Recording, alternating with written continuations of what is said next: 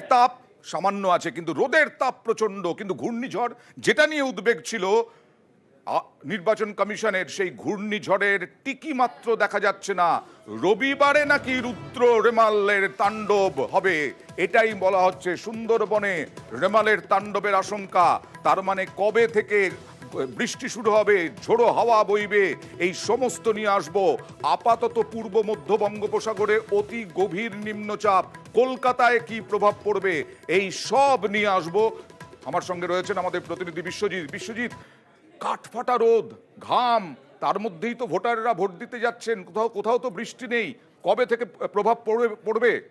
দেখো, এই ঘূর্ণিঝড় তৈরি হলে তারপর তার অভিমুখ দেখে এই প্রভাব পড়ে। এই মুহূর্তে ঘূর্ণিঝড় এখনো তৈরি হয়নি। আচ্ছা। এবং ঘূর্ণিঝড় আগামীকাল অর্থাৎ এই যে শনিবার, আজ শনিবার ঠিক সন্ধে নাগাদ এই ঘূর্ণিঝড় তৈরি হতে পারে এমন সম্ভাবনা রয়েছে। এবং ডিপ ডিপ্রেশন ইভিনিং টাইমে এইটা হবে। এই মুহূর্তে যে দূরত্ব রয়েছে খেপুপাড়া, বাংলাদেশের খেপুপাড়া থেকে প্রায় 450 কিলোমিটার দূরে রয়েছে এবং আমাদের সাগর আইল্যান্ড থেকে 350 কিলোমিটার দূরে রয়েছে এই সিস্টেমটি। এবং এই সিস্টেম আজকে সন্ধ্যার মধ্যে ঘূর্ণিঝড়ে পরিণত হবে এবং আগামীকাল সকালের মধ্যে এটি সিভিয়ার সাইক্লোনিক স্টর্মে পরিণত হবে। এবং রবিবার, মানে কি কাল থেকেই বৃষ্টি শুরু হবে? আজ বিকেলের পর থেকে আবহাওয়ার কিছুটা পরিবর্তন হবে, অর্থাৎ 250 কিলোমিটারের মধ্যে যখন ঢুকে পড়বে এই সিস্টেমটা তখন থেকেই প্রভাব বোঝা যাবে।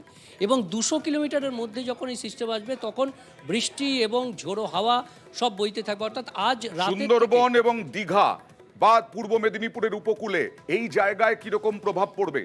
দেখো, জলোচ্ছ্বাসের প্রভাব পড়তে পারে দীঘাতে, তবে সব থেকে বেশি ক্ষতি হবে, বেশি দুর্যোগ তাণ্ডব লীলা হবে সুন্দরবন এলাকায়।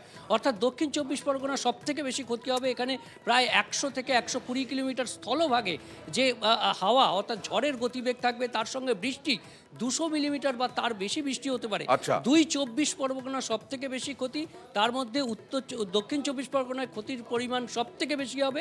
এবং কলকাতাও বাদ যাবে না। আচ্ছা। কলকাতাতেও প্রায় 80 কিলোমিটার গতিবেগে দমকা ঝোড়ো হাওয়া বইতে পারে। এটা কি রবিবার? এবং রবিবার রাত থেকে সোমবারের মধ্যে এই দুর্যোগ হবে এবং এই সময়ে বৃষ্টিপাতের পরিমাণ কলকাতায় প্রচুর হবে। অর্থাৎ মহানগরী ভাসবে একসঙ্গে। অন্যদিকে বেশ ঝোড়ো হাওয়ার যে তাণ্ডব, প্রায় 80 কিলোমিটার গতিবেগে দমকা ঝোড়ো হাওয়া কলকাতার উপর দিয়ে বইলে একটা দুর্যোগের চেহারা নিতে পারে রবিবার রাত থেকে সোমবার দুপুর বা ইভিনিং। অর্থাৎ রবিবারেই যা হওয়ার হবে। রবি এবং সোম, শনিবার আজকে সেরকম কিছু নয়। সন্ধ্যের পর থেকে আবহাওয়া বদল হবে। আবার চলে যাব